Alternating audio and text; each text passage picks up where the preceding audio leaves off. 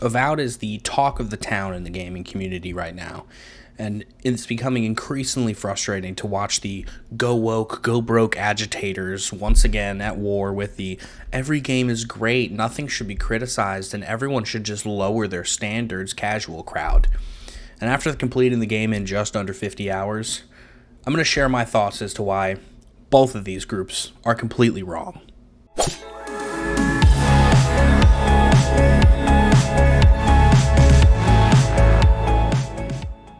I'm going to get straight to the point. I would have been incredibly disappointed had I spent $70 on Avowed.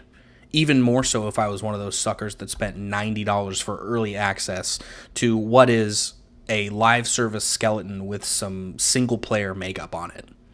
It's incredibly unexceptional.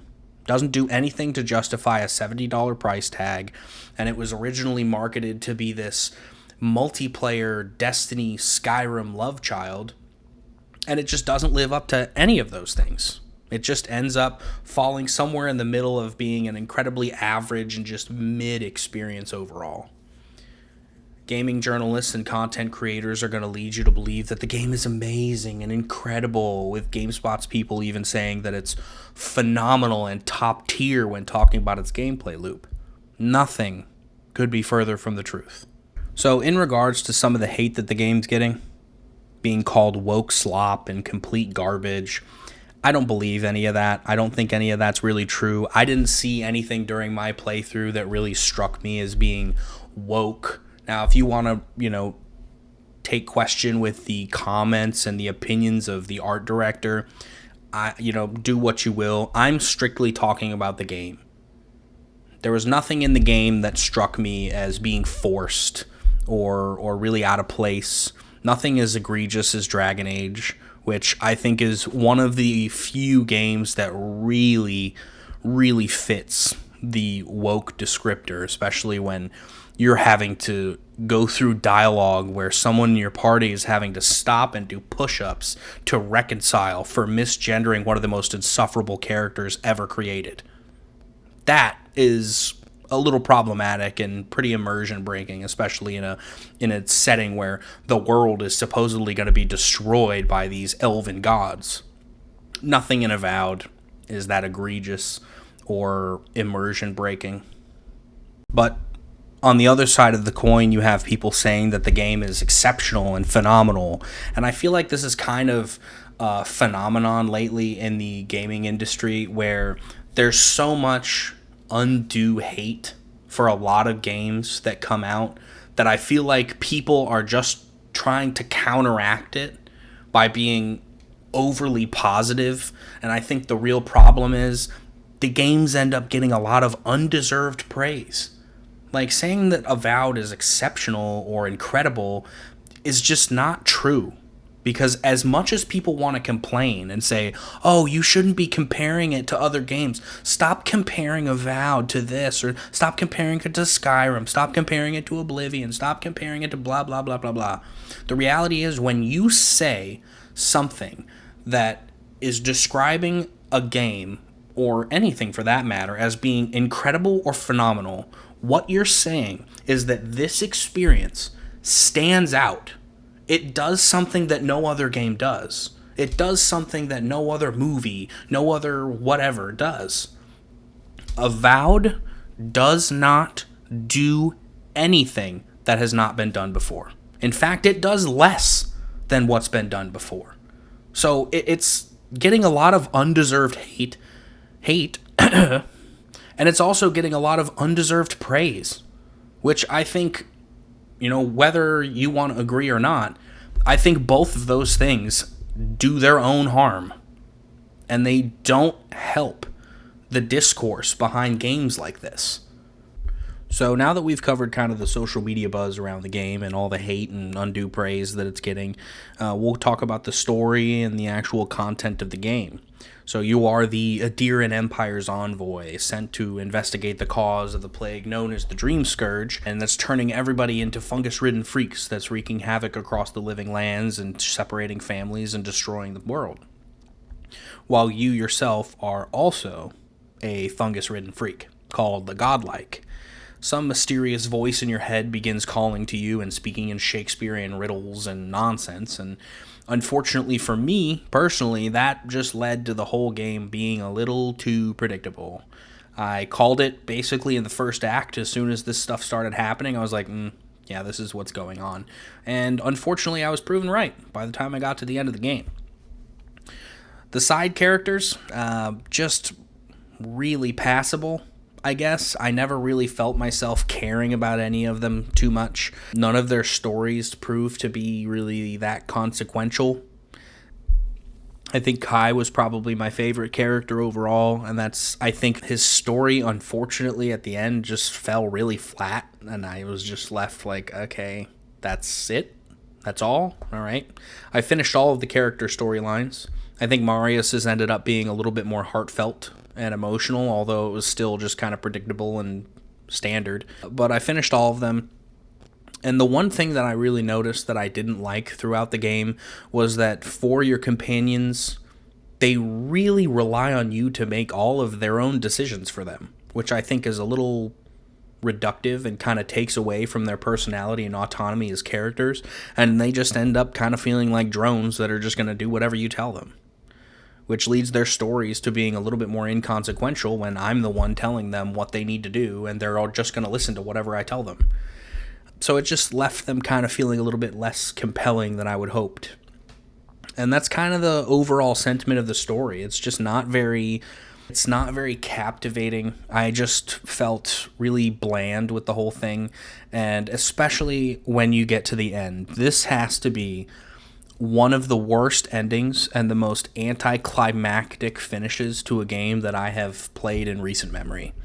You don't get to really experience any of the final choices that you make firsthand because there is no end game. Once the game's over, you're done.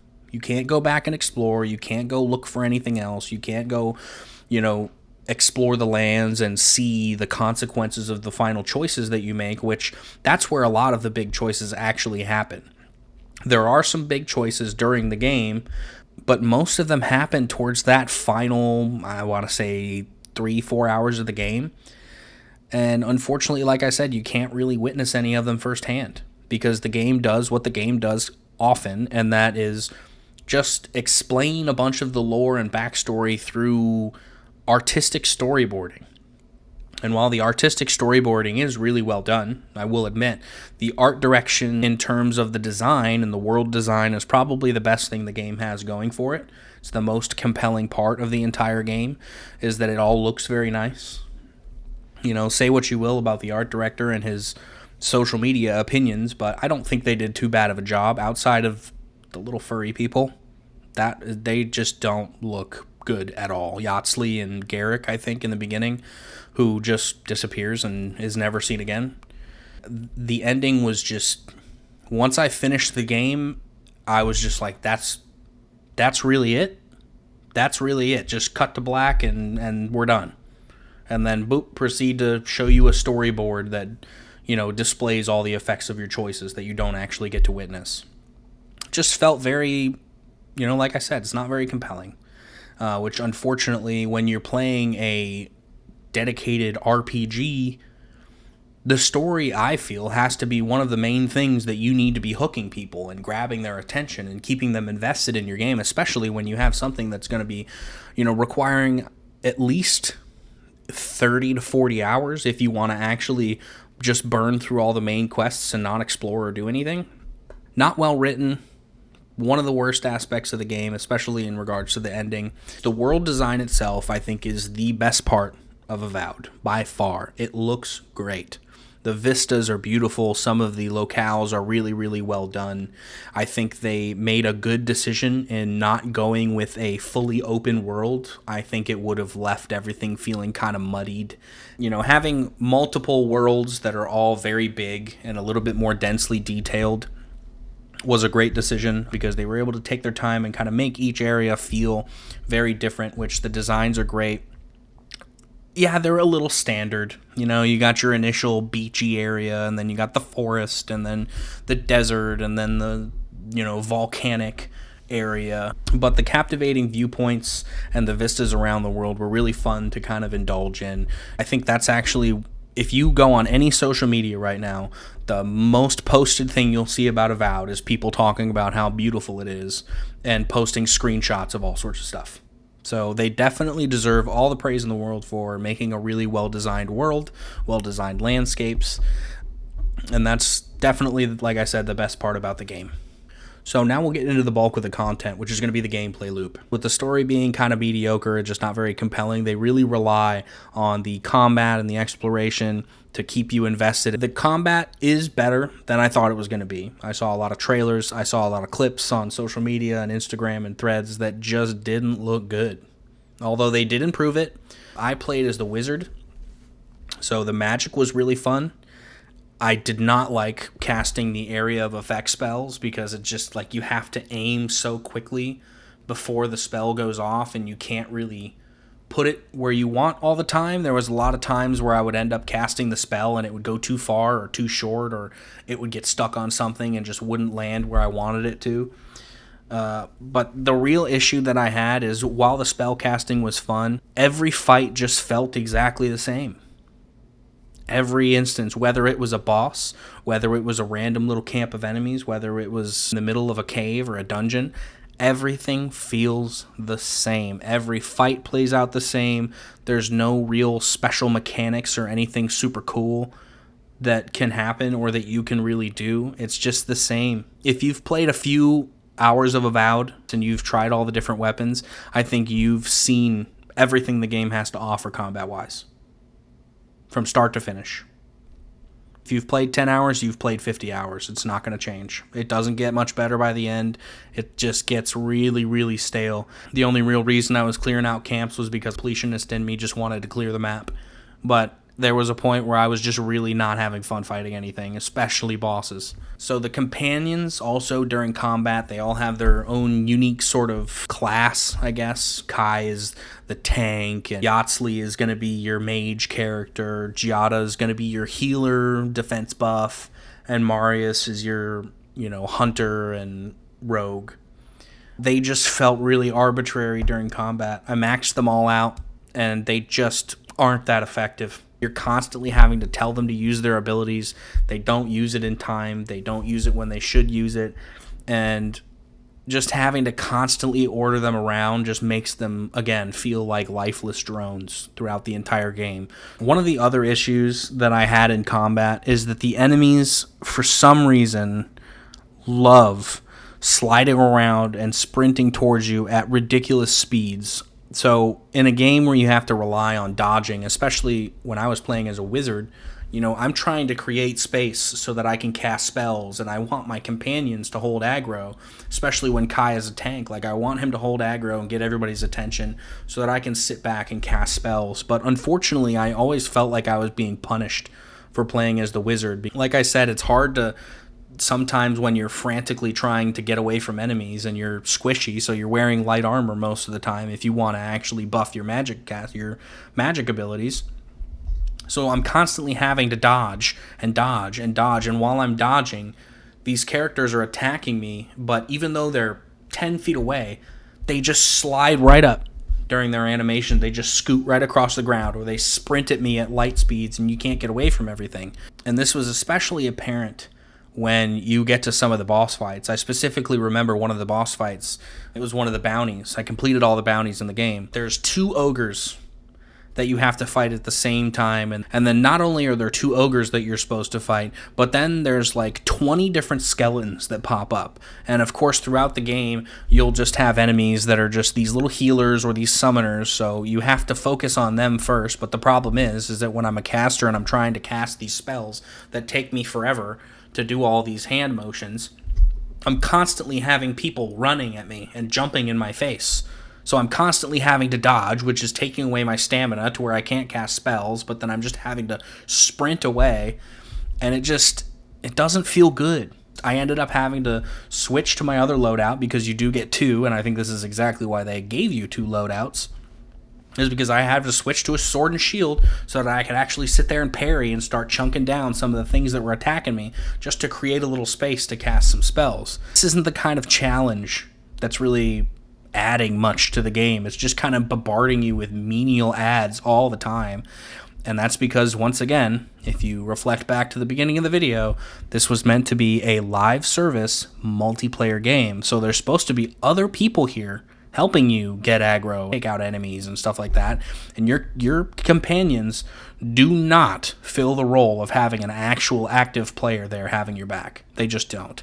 One of the absolute worst parts of this entire game, and that is the enemy variety. Because there isn't any. There's none. There's no variety. It's just the same enemy types from the beginning to the end of the game. Especially when you get to the bosses. Because what are the bosses? They're just recolors of those same 5 enemy types with a little name and a fat health bar that you just have to smack away. Just hack and slash and spam your spells and just over and over and over and over again. And then when you get into the later stages of the game, like I just mentioned, oh, you're going to smack some of these basic enemy types, but now we're just going to spawn 25 skeletons for you to fight on top of it. So boring. So incredibly boring. And there's none of these enemies, not a single one of them, that you really need to do anything special. The most you're going to have to worry about is figuring out which enemy's summoning stuff and which enemy's healing stuff. Kill them first, the rest die after that. That's it. That's how every single fight in the game plays out. All the same. Even the main villain in my playthrough was the worst fight of the entire game. Because this was supposed to be the big bad, the most badass. Oh my gosh, comes back to life, can't kill him. What do? Nothing. Same moveset. Same thing you've seen all game. Just a different skin.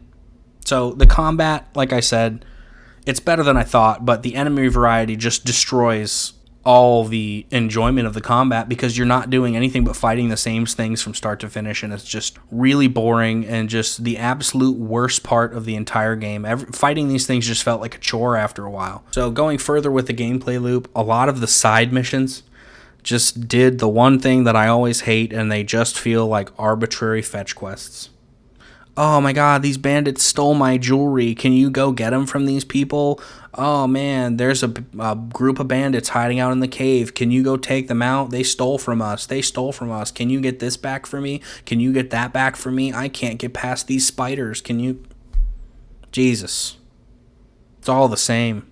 There are a few, interesting side quests, and I think they were mainly interesting just because of the decisions that you would have to make that don't really affect the grand scheme of things, but kind of affect your interactions with a few characters. But really, a lot of them just had no real bearing on the story outside of some dialogue changes.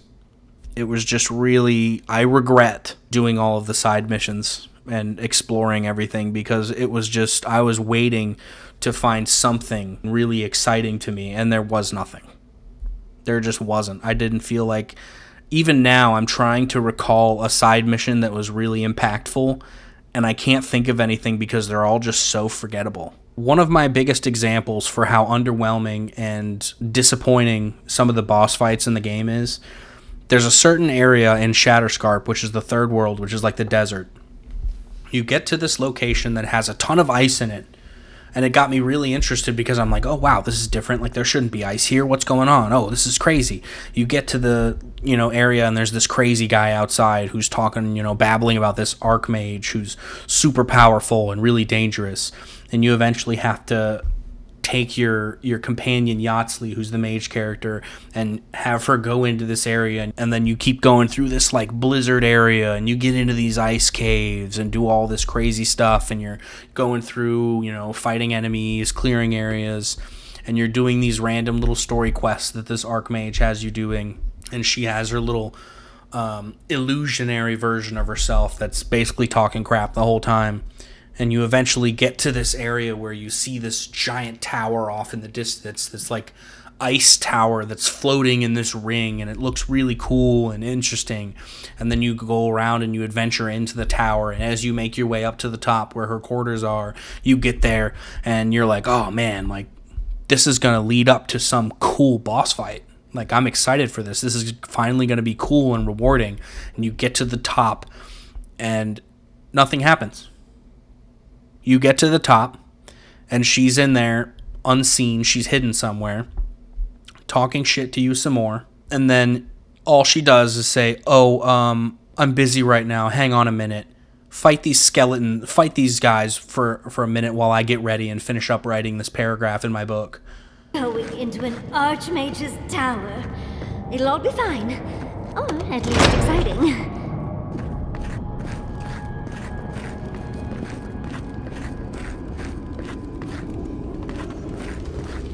Oh, you made it.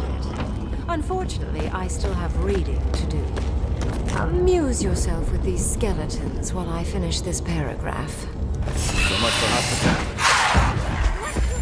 And you literally proceed to just fight 3 or 4 waves of the same spiders and skeletons that you're going to fight throughout the entire game. And then once that's over, nothing happens. You just go up and talk to her. You go up, talk to her. She's like, oh, wow, you're stronger than I thought. Let's be friends. That's it. Just so boring. And so I was heartbroken because I was finally expecting something cool to happen, and then it just didn't. So incredibly lame. So incredibly underwhelming. It sucked. And that's just kind of the overarching theme of the whole game. Exploration. This is the one aspect of the game that I've been hearing content creators and journalists all touting as saying that the exploration is so rewarding. Oh, it was the best part of the game. The parkour was so good. It was incredible. Oh my gosh, go and explore every little piece and every little nook and cranny and, find all the loot you can. Bullshit. Bullshit. It's not rewarding. What do you consider rewarding? Let's ask that question. Do you consider it rewarding when 95% of the loot that you're going to find is nothing but coins, crafting materials, and inferior weapons that are basically just crafting materials? Because all you're going to do is destroy them. That's what, spoiler warning, that's what almost all of the loot in the game is. Is that right there. Guarantee you, I would put money down right now. Go pick up the game. The first 15 chests you're going to find in the game, nothing but that. Nothing but. Especially when the gear system in the game, it's very counterintuitive what they've done and how they've designed the gear system, because you constantly have to be upgrading your weapons because there's such a hard cutoff when you're actually exploring and you get to the area where you're supposed to be, advancing and getting to the next level. The way the gear works is that if you finally find these enemies where they're higher level than you, you have to upgrade your gear in order to actually be effective enough to really take over these areas and destroy these enemies. Now, the problem is that that's why the loot is almost all crafting materials and currency, because that's what you're going to spend almost all your time doing. The only reward you're going to get for exploring is stuff to make your weapons better. Now, are there areas where you find some cool stuff? Yes. Yep. There are. Yes. There are going to be areas where you will feel rewarded. Like, oh man, I remember a specific area where I ended up finding like a two-handed sword. And it was really good. And you had to fight a bunch of skeletons to reclaim it from this dead skeleton. And then you got a cool weapon. There is a handful of those instances compared to the vast, and I mean vast majority of things you're going to find that are so boring and unexciting that it genuinely pissed me off after a while. Especially because, in most games, when you see a purple chest, you're like, oh shit, there might be something good in here. No, it's just a special crafting material. A gold chest? Oh man, this is a gold chest. There has to be something badass in here. I'm getting a new weapon. I'm getting new armor. I'm getting something cool. Just another special crafting material. This especially works against you when, like I said, I was playing as a wizard, so I had a very specific build that I was going for, and most of the stuff that I was finding was counteractive to the build that I was trying to make. So basically everything I was finding was useless. And don't even get me started on the wands. The best wand I found, I bought from a trader. I didn't find it.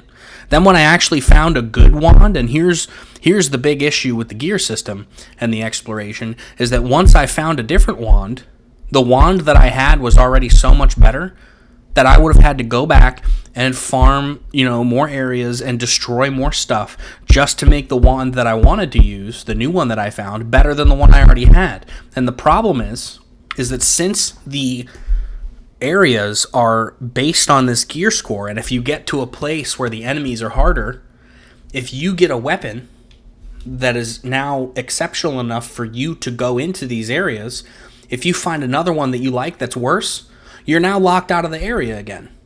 Because now the new weapon that you want to use isn't good enough yet to compete or to stand the test of time in those stronger areas. So now you're regressing, which sucks.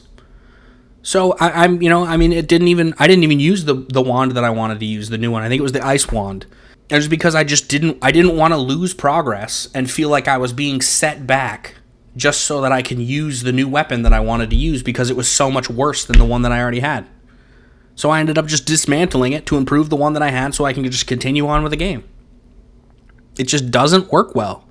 It doesn't. And this is where the game really starts showing those live service bones that I was talking about.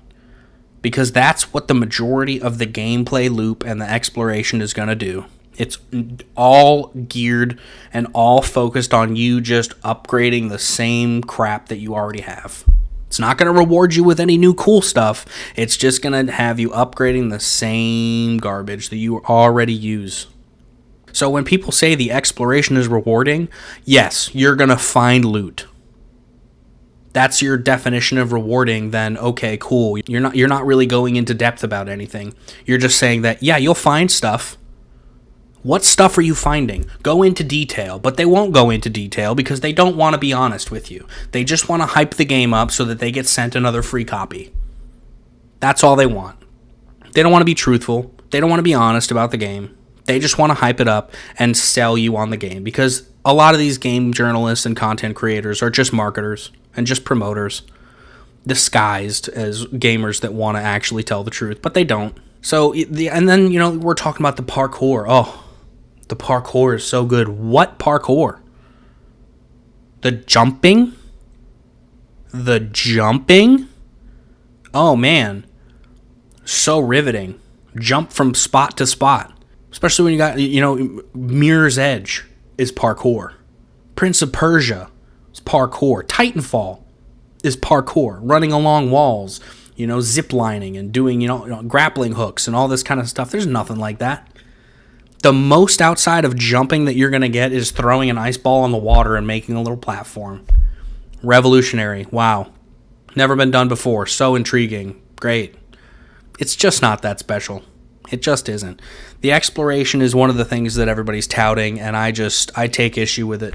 I think it's just as mediocre and lazy as the rest of the game.